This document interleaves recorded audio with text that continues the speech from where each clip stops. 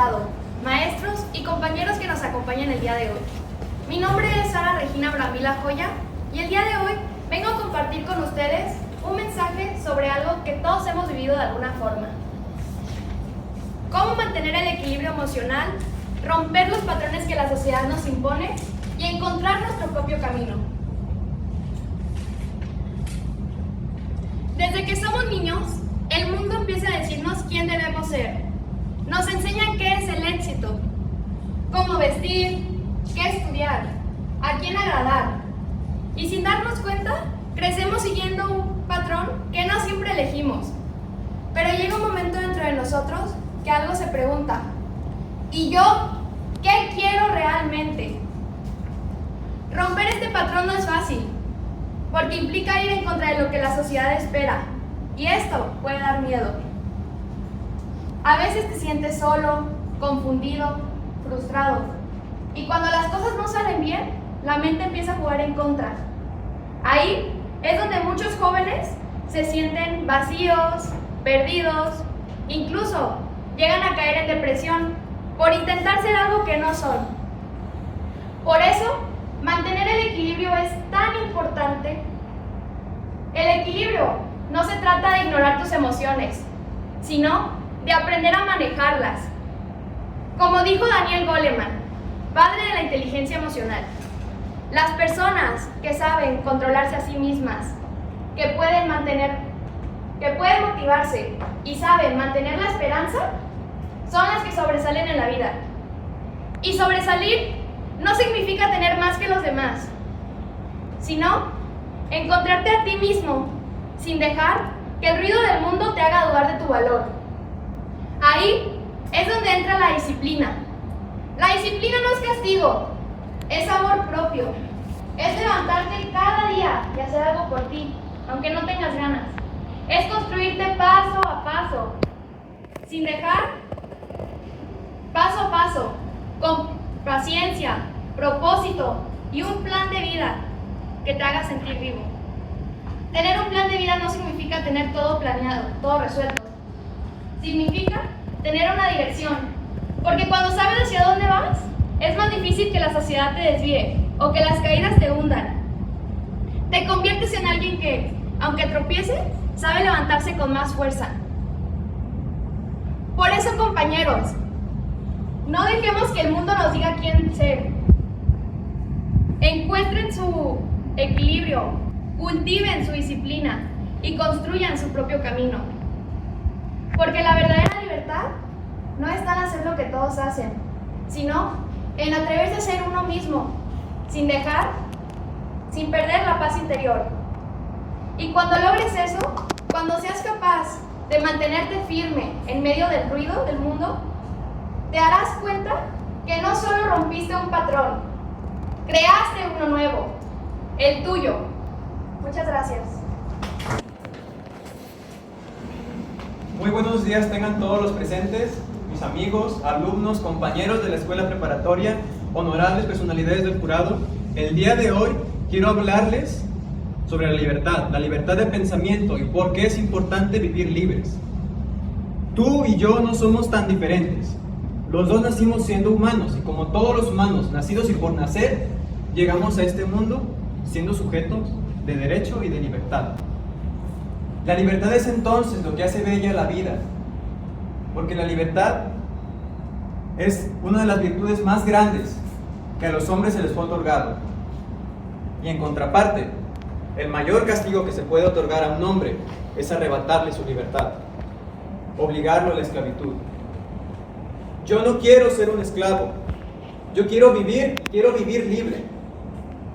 Ya estoy cansado de que todos los días sean lo mismo, de sentirme esclavo de mi piel y de mi rutina, de que los días pasen unos iguales que otros, siempre despertarme, vestirme, ir a la escuela, despertarme, vestirme, ir a la escuela, se pasa la tarde sin pena ni gloria y no me doy cuenta. Pierdo la noción del tiempo porque no soy consciente de lo que hago, no me siento libre.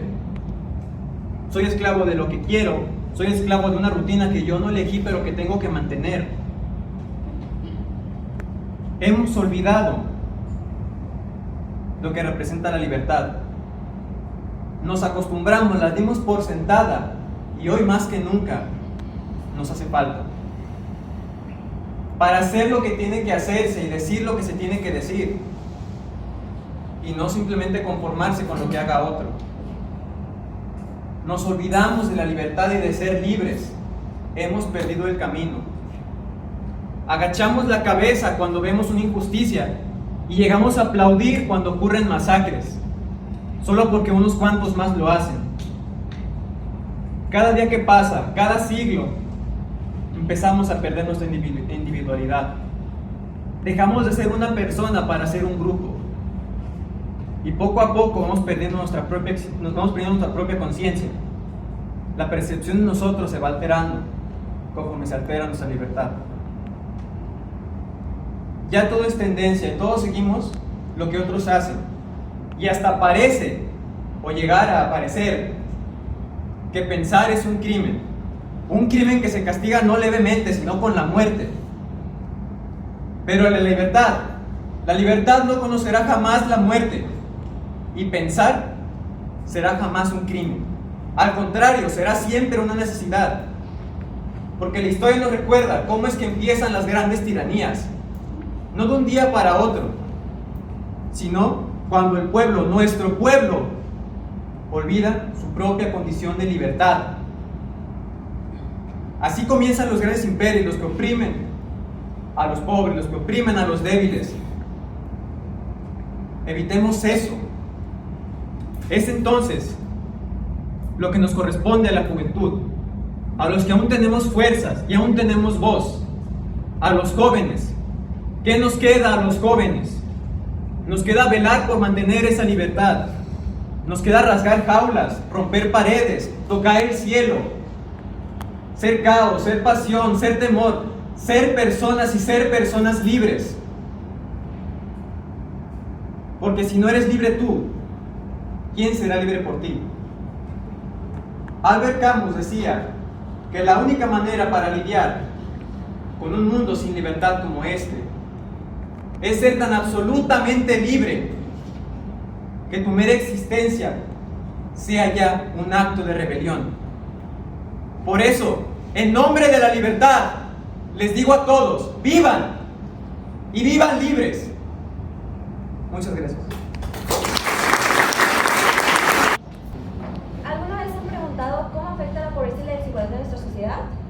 Señores y señores, honorables jueces, distinguidos invitados y compañeros estudiantes, mi nombre es Rubia Alejandra Castellón Pérez y hoy me dirijo a ustedes para hablar sobre un tema que afecta profundamente a nuestra sociedad, un tema que requiere nuestra atención y acción de manera inmediata: el impacto de la pobreza y la desigualdad en el desarrollo social de México. La pobreza es un problema endémico en nuestro país. Según el Consejo Nacional de Evaluación de la Política de Desarrollo Social, en 2020, el 41.9% de la población mexicana vivía en condiciones de pobreza, lo que significa que más de 50 millones de personas carecían de acceso a servicios básicos como salud, educación y una vivienda digna. Esta problemática no solo afecta a los individuos, sino a la sociedad en su conjunto. La pobreza y la desigualdad son como una enfermedad que corroe el tejido de nuestra sociedad, limitando oportunidades y derechos para millones de mexicanos. La desigualdad económica es otro obstáculo para el desarrollo social.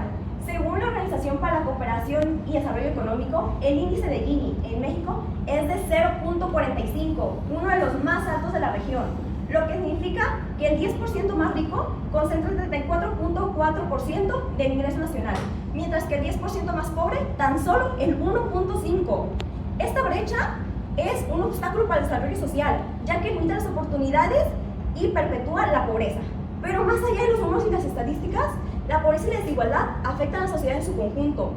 Aumentan la delincuencia y la violencia, socavan la confianza en instituciones públicas y reducen la participación ciudadana. Es un ataque contra la democracia. La falta de acceso a educación y empleo, la discriminación y la concentración de la riqueza son algunas de las causas de esta problemática, y las consecuencias son graves.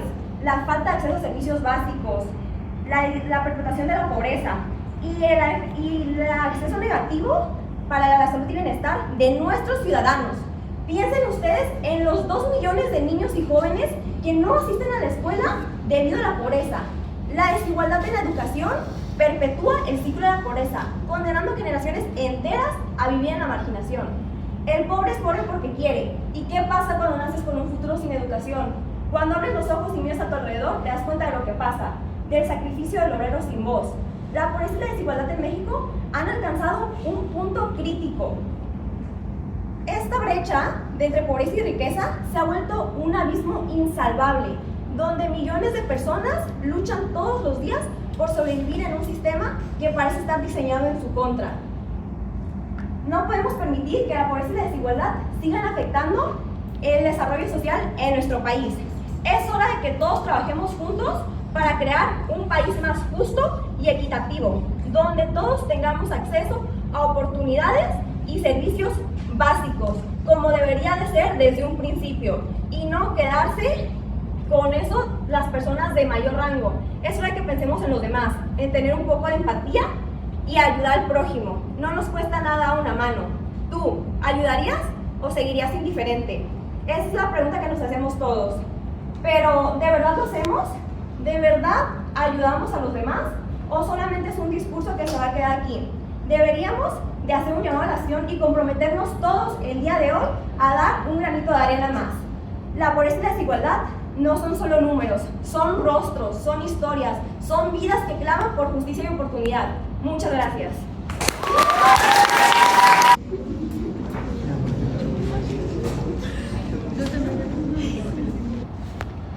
A veces la mente grita en silencio, lo que el corazón ya no puede soportar. Buenas tardes, distinguido jurado, profesores y compañeros alumnos. Mi nombre es Felipe Santana y el día de hoy vengo a hablarles de un tema que para muchos es invisible, pero está más presente que nunca en nuestras vidas y nos afecta a todos: la salud mental en México. Vivimos en un país donde hablar de cómo nos sentimos aún es incómodo para las personas. Un país en el cual cuando alguien dice "no me siento bien", se le responde con un "échale ganas", donde ir al psicólogo todavía se considera innecesario, siendo que no es verdad. Debería ser tan común como ir al médico. De hecho, hasta debería ser parte de nuestro derecho a la salud. La mente también duele, y hablar de ello es el primer paso para sanar. El INEGI nos dice que cerca de 15 millones de mexicanos sufren de algún trastorno relacionado con la salud mental, como depresión, ansiedad o estrés. La mayoría de ellos no recibe atención y la mayoría son jóvenes. ¿Por qué? Porque los jóvenes son quienes más enfrentan miedos, inseguridades o prejuicios que a menudo nos abruman en silencio. México enfrenta una crisis silenciosa. El suicidio es una de las principales causas de muerte entre adolescentes. ¿Por qué? Porque detrás de cada número hay una historia, un nombre, alguien que no encontró comprensión a tiempo. Por eso, tenemos que cambiar la forma en la que entendemos la salud mental. Hablar de salud mental no es una moda, es una emergencia. Crecer en estos tiempos no es sencillo. Vivimos en una era donde nos enseñan a cuidar, a callar lo que sentimos. Nos enseñan a ser fuertes, pero no nos enseñan a sentir de verdad. No nos enseñan a cuidarnos nosotros mismos, ni siquiera lo que sentimos por dentro. Necesitamos familias y escuelas que escuchen con empatía, gobiernos que inviertan en proyectos reales de apoyo psicológico, pero sobre todo necesitamos empatía para mirar a otra persona con compasión y decir "¿estás bien?" y querer escuchar de verdad esa respuesta. Empatía para entender que a veces una sonrisa, un abrazo o unas simples palabras como un "estoy aquí contigo, no estás solo", pueden salvar una vida.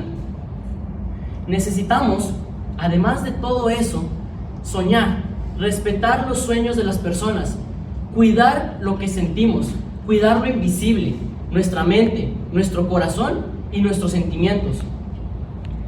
Si queremos un México donde podamos decir sin miedo "no me siento bien" y ser escuchados, necesitamos empezar por ahí, cuidar lo que no se ve, apoyarnos entre todos. ¿Por qué? Porque no sabemos quién está luchando una batalla invisible por mantenerse a flote. Seamos amables, pues todos luchamos batallas entre nosotros mismos. No sabemos quién está luchando internamente con sus sentimientos. No sabemos quién tiene depresión, quién tiene ansiedad. No podemos decir "supéralo fácil", porque los problemas así no se sobrellevan con voluntad, se sobrellevan con apoyo. La OMS dice: no hay salud sin salud mental. Yo le agrego: No hay futuro si no aprendemos a cuidar lo que sentimos. Pedir ayuda no es un acto de cobardía, es un acto de amor propio, de coraje y de esperanza. Muchas gracias. Y si te dijera que el mayor enemigo de la sociedad no es el estrés, sino el silencio. Muy buenos días, distinguidos miembros del jurado y compañeros. Mi nombre es Kimberly Cornejo y voy a hablarles de un tema fundamental: la importancia de la salud mental y el bienestar emocional. Solemos hablar de salud física muy comúnmente, pero hablar del interior, de cómo realmente nos sentimos, aún en la actualidad es causa de miedo, vergüenza e incomodidad. Y es ese silencio el que muchas veces duele más que cualquier herida visible. Según la OMS, Organización Mundial de la salud mental permite a las personas hacer frente ante situaciones de estrés de la vida, el desarrollo de habilidades, aprender y trabajar adecuadamente, siendo así además un derecho humano fundamental y un elemento esencial para el desarrollo personal, comunitario y socioeconómico. Cuando hablamos de salud mental, solemos creer que es la ausencia de trastornos. Sin embargo, es algo mucho más que eso, ya que es un proceso complejo que cada persona experimenta de manera distinta. La falta de salud mental puede ocasionar enfermedades crónicas, dolores de cabeza, insomnio, problemas digestivos, dolores musculares e incluso el cansancio extremo. La OMS estima que 1.000 millones de personas en todo el mundo viven con algún trastorno mental. Estamos hablando del 12% de la población a nivel mundial. En México, se tiene que al menos 15% de la población que padecen algún trastorno son menores de 18 años. El trastorno más común es la depresión.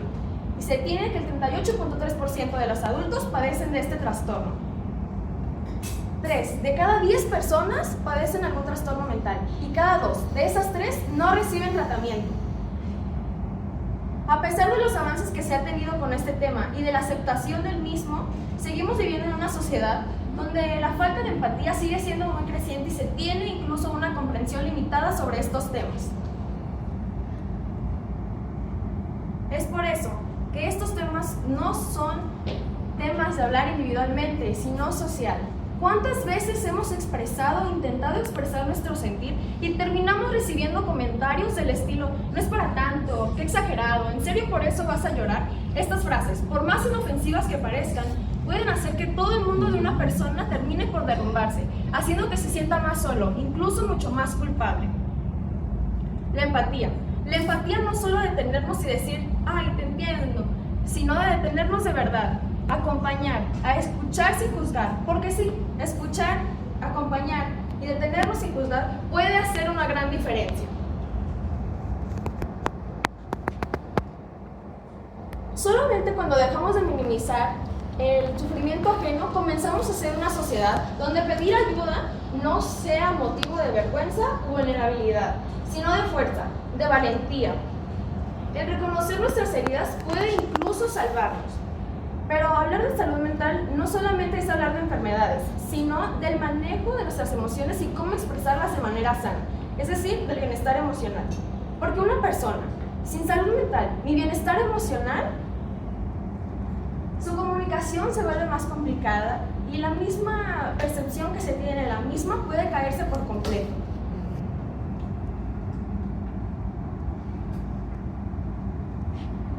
La empatía. Muchas veces demasiado importante, porque como he dicho, sin esta, muchas veces la gente suele derrumbarse enteramente. Una vida en la que se sufre, en la que se es miserable, en donde se tiene que luchar contigo mismo para poder sobrevivir. Entonces, eso no es una vida. Gracias. Muy bien.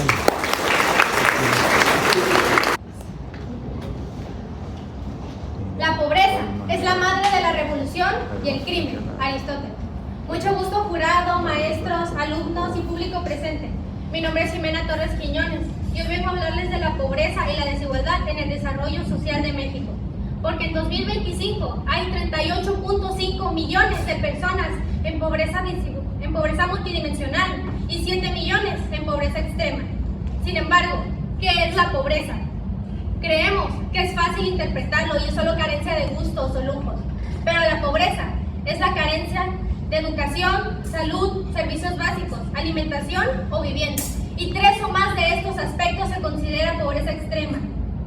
Sin embargo, ¿de dónde viene la pobreza? La ideología de que el pobre es pobre porque quiere está muy marcada en nuestra sociedad, donde pensamos que el pobre, gracias a sus decisiones, no prospera económicamente.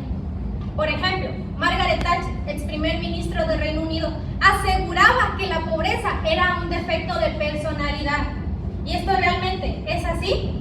Se los pongo de esta forma. Tenemos a Diego y Diana. Son pobres, no terminaron la secundaria y venden verdura. Hacen lo posible por prosperar, pero no lo logran. ¿Por qué? Porque cargan con la pobreza que ya les heredaron sus familias. Porque cosas tan simples como la región de nacimiento o el nivel educativo de los padres juegan un papel determinante en la prosperidad económica debido a las desigualdades existentes.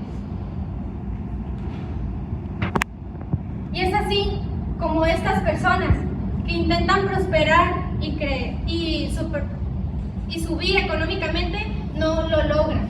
Y cuando Diego y Diana están cerca, Diego se enferma.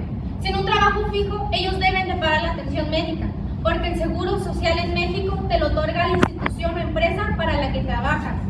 Y ellos deben de usar sus ahorros para pagar la atención médica, porque no olvidemos que el Seguro Social mexicano en México es tripartito, es decir, la paga una parte el empleador, el empleado y el Estado.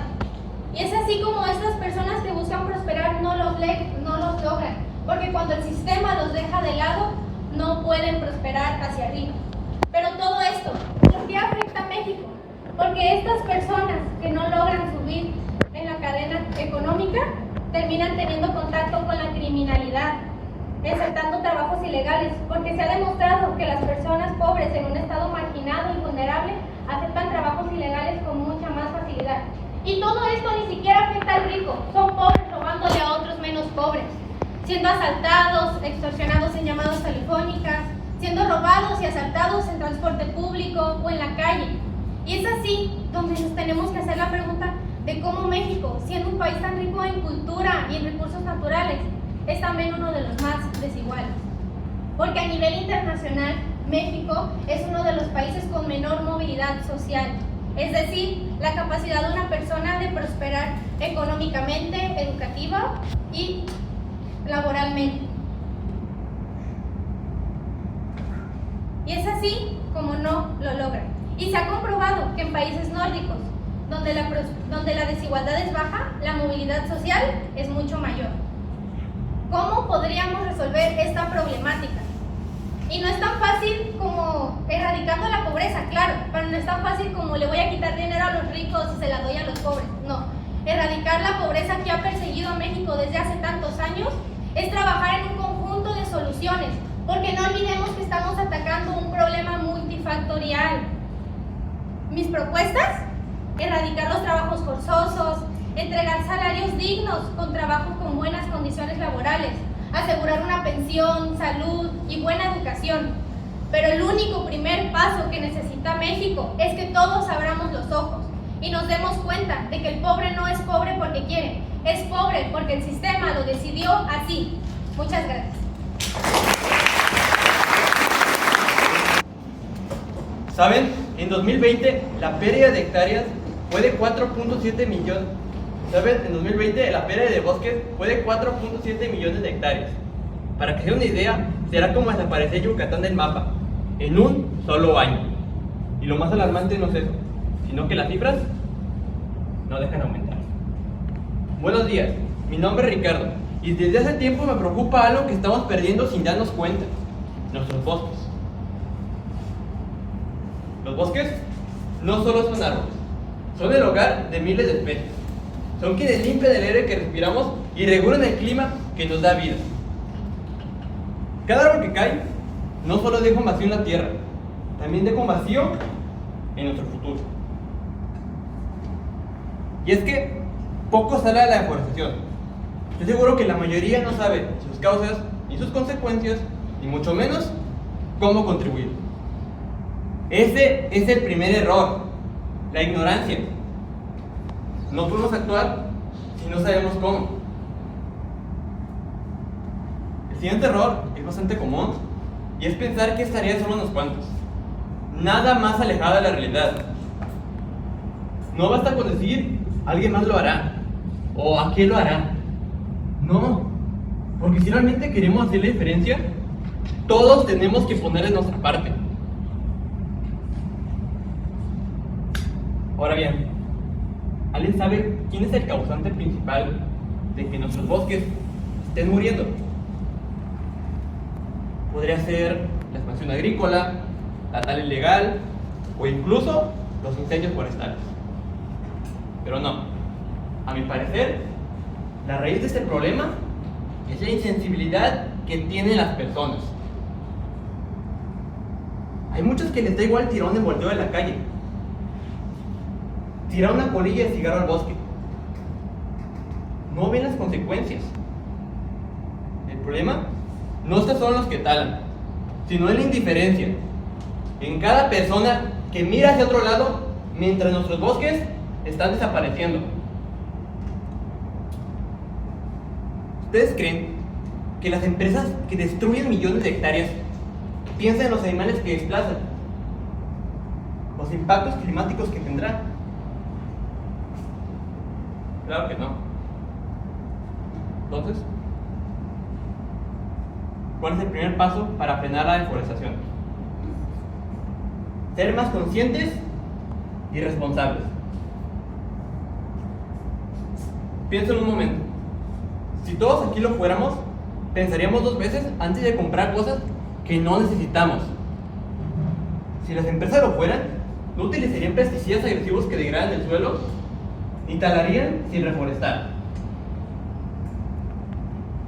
La deforestación no se detiene con promesas vacías, sino con verdaderas acciones y las ganas de apoyar. Yo, por lo menos, no pienso quedarme parado sin hacer nada. Porque como dijo Greta Thunberg, no tenemos tiempo para quedarnos de brazos cruzados, mientras nuestro planeta se está quemando. Muchas gracias.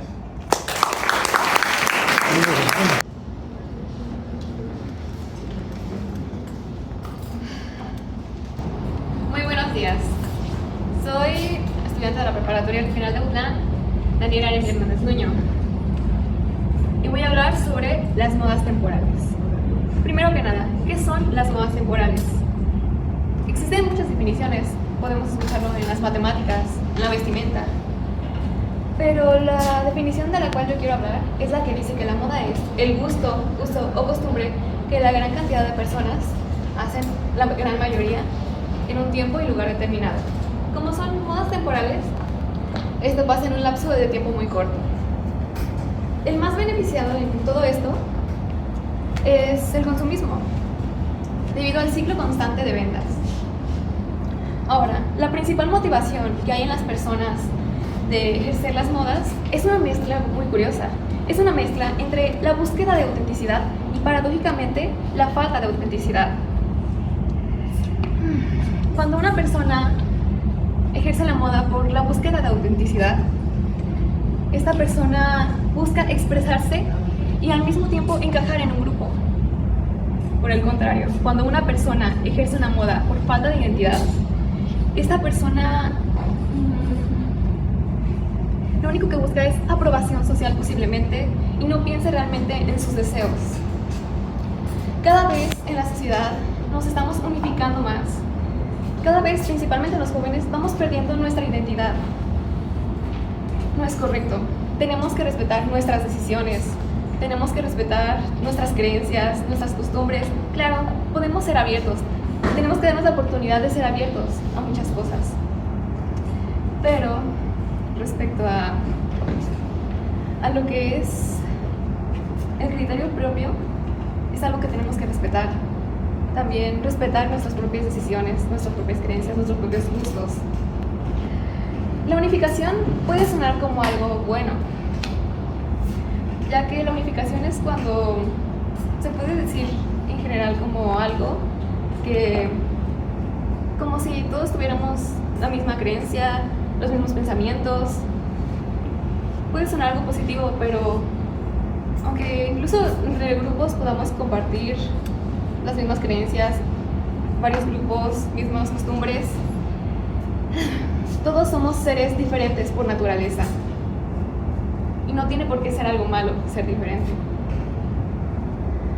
La verdad es que tristemente cuando a veces alguien se atreve a ser diferente, en su mayoría es llamado raro, se arriesga a ser señalado, juzgado. Tenemos que normalizar ser nosotros mismos. Tenemos que normalizar tener nuestro propio estilo. Tenemos que quitar los prejuicios. La verdad es que, en mi opinión, mientras más personas salgamos y seamos nosotros mismos, tenemos que ser valientes. Aunque estemos juzgados, a veces es mejor hacer lo que uno desea. En esta vida tenemos que hacer todo lo que deseemos. Solamente hay una sola regla: vivir y dejar vivir a otras personas. Siempre y cuando no afectes a otras personas, tú puedes hacer lo que desees. Muchas gracias.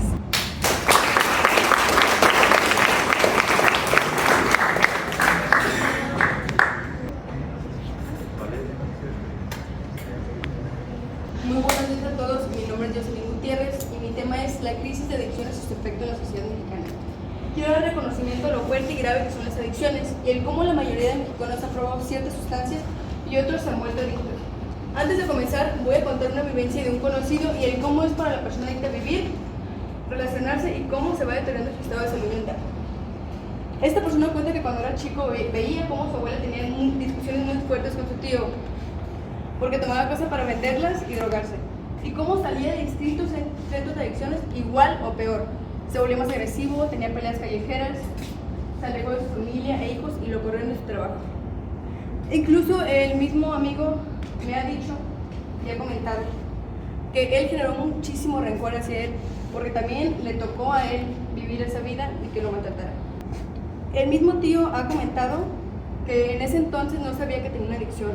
Jugó a la ruleta rusa con las sustancias socialmente aceptables y esto le abrió la puerta a sustancias aún más fuertes, diciendo que él siempre podía controlarlas. Las sustancias alteran nuestra vida y nuestra mente. Por eso cuando decidimos consumirlas le damos ese permiso sobre nosotros. Hasta el momento esa persona sigue siendo adicta. Ya no quiere salir de ese mundo y él ha dicho que ya no quiere cambiar. Su familia por lo tanto le dejó de dar apoyo y vive en las calles ahora. ¿Qué son las drogas? La OMS describe las sustancias psicoactivas naturales o semisintéticas que cambian alguna función del cuerpo. A continuación les daré unos datos en porcentaje de las personas que han consumido sustancias en la sociedad mexicana. El 4.2% ha probado sustancias en el último año, 22.7% hombres y 7% mujeres. El 12% se ha vuelto dependiente a ciertas sustancias, 1.6% mujeres, y aproximadamente el 0.6% ha tenido alguna dependencia a cierta sustancia o vive en calles. El informe mundial 2023 Beat Like Drugs reporta que hay 296 millones de personas que han consumido alguna sustancia en su vida. De ellas, 39.5 millones presenta alguna dependencia y 13.2% se inyectó, lo que aumentó más el riesgo de adquirir VIH. ¿Cómo afectan las drogas a la sociedad mexicana? Las drogas afectan en múltiples esferas, alentizan el desarrollo social y económico, aumentan los costos a la salud al asociarse con más de 60 enfermedades infecciosas, como VIH, hepatitis B y C, cáncer cardiovasculares y sobre todo enfermedades mentales. Algunas pueden ser depresión, trastorno de hiperactividad con déficit de atención, mejor conocido como TDAH, y trastorno de estrés postraumático. Nosotros somos la clave para fomentar hábitos y valores para una vida saludable. No obstante, hay veces que las y los adolescentes, a pesar de todas las prevenciones, deciden consumir alguna sustancia. Por eso yo los exhorto a que definan juntos un espacio para resolver dudas y hablar sobre el tema. Explíquenle qué son las drogas y los daños que causan. Y es todo. Muchas gracias. Más que una tradición, un arte con alma. Muy buenos días, distinguidos jueces, maestros y compañeros. Mi nombre es Alexa Cristina Loera Gil y hoy quiero hablarles de algo que ha sido parte de nuestra historia, de nuestra cultura y de nuestro arte, las corridas de toros. Un tema que despierta emociones, opiniones divididas, pero que más allá de todo eso, representa una tradición viva que ha acompañado a nuestro pueblo por siglos. Cuando el toro pisa la arena, no es solo un animal frente a un hombre, representa la fuerza frente al valor, la naturaleza frente al arte. El torero no busca luchar por vencer, sino por crear belleza con cada movimiento, con cada giro, con cada instante de riesgo. Y eso, compañeros, también es arte. Muchos piensan que las corridas son crueldad, pero no es así. Enfrente de nosotros tenemos a dos grandes aficionados, el maestro Claudio y el doctor Axel, quienes no me dejarán mentir que la tauromaquia no busca promover la violencia, sino honrar la valentía de muchos hombres, tanto mujeres también. Yo me sumo a una de ellas. Soy actual alumna de la Escuela Taurina Municipal de Autlán. Soy becerrista desde hace 6 años entre este mundo de la tauromaquia, de la cual estoy orgullosa de estar aquí presente y representar mi cultura frente a ustedes. Muchos piensan que el toro está simplemente utilizado para su uso y maltrato, pero no es así. El toro bravo no es un toro común, nace y crece con respeto, con cuidado y dignidad, vive libre en el campo, fuerte y digno. Cuando el toro llega al ruedo, no llega como víctima, llega como símbolo de poder, como un protagonista de una historia que solo él puede contar. Defender nuestra cultura no es solo defender una costumbre, sino es defender una parte que nos identifica como pueblo, algo que ha sido parte de nosotros durante mucho tiempo.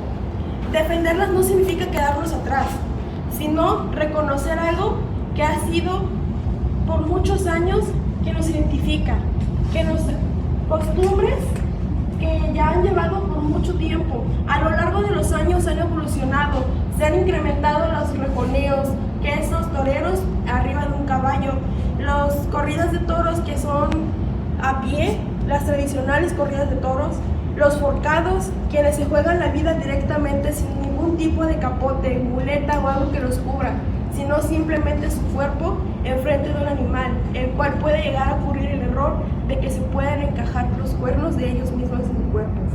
Es un riesgo, pero más que un riesgo es un arte, es una vivencia que hemos vivido todos, que es un arte que nos ha representado durante mucho tiempo, que podemos ser orgullosamente decir, yo soy taurino y puedo defender esta arte con gran corazón. Hay personas que están en contra, hay personas que están a favor, pero todos estamos de acuerdo que es una tradición que nos ha representado durante mucho tiempo y es una tradición que a lo largo de este tiempo va a seguir. Y hoy, compañeros, no solo levanto mi voz para defender una costumbre o una cultura, levanto mi voz, ¿por qué? Porque yo sé que es un arte que nos identifica como pueblo, que es parte de nuestra identidad. Hoy no reconozco que puedo defenderlas con una sola voz, sino puedo defenderla con la voz de todos mis compañeros. Hoy les doy las gracias por escucharme, por tener este momento y de poder levantar la voz y decir que el arte y la pasión se unen en un solo latido, ya que no solo la hacen en la sociedad, sino también en el ruedo. Muchas gracias.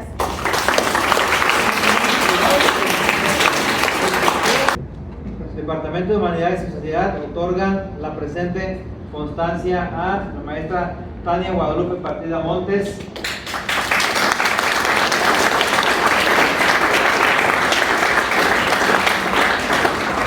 Por participar como jurado calificador del concurso de oratoria de la etapa local realizado en el auditorio de la Escuela Preparatoria Regional de Autlán el día 29 de octubre de 2025. Piensa y trabaja, 1925-2025, un siglo de pensar y trabajar.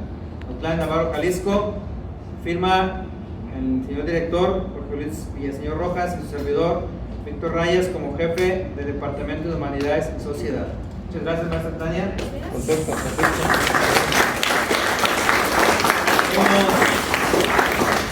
En los mismos términos, entregamos también por su aportación en esta ocasión como jurado a la maestra Cintia Anaír Jiménez García.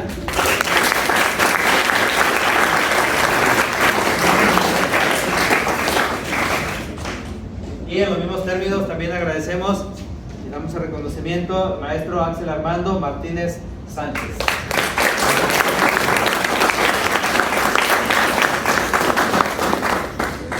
Muy bien. Bien, y bueno, pues ya para dar por concluida el evento del día de hoy, pues para nosotros como jurado no fue nada sencillo, fue una tarea ardua. Los felicito antes que nada y de dar a conocer los participantes que obtuvieron los primeros lugares. Sin embargo, pues ustedes como adolescentes, para mí es un orgullo y ver cómo enfrentan sus miedos y cómo se ponen al frente a demostrar el tema que vienen a desarrollar. Eso es bastante fundamental en la formación de un adolescente y los admiro y los respeto. De verdad, muchas gracias, y se requiere de mucho valor para presentarse y estar aquí en el frente. Y bueno, pues vamos a comenzar. Después de una deliberación que tuvimos por ahí, checando cómo habíamos levantado las rúbricas, tenemos en tercer lugar, iniciamos con Jimena Torres Quiñones.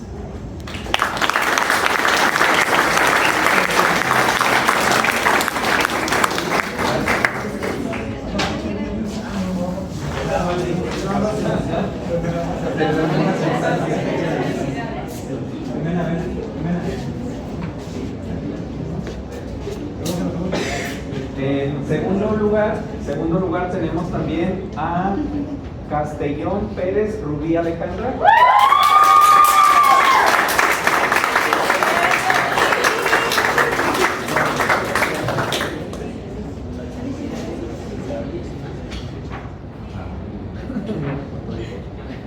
Y en primer lugar tenemos a Daniel Meléndez Vázquez.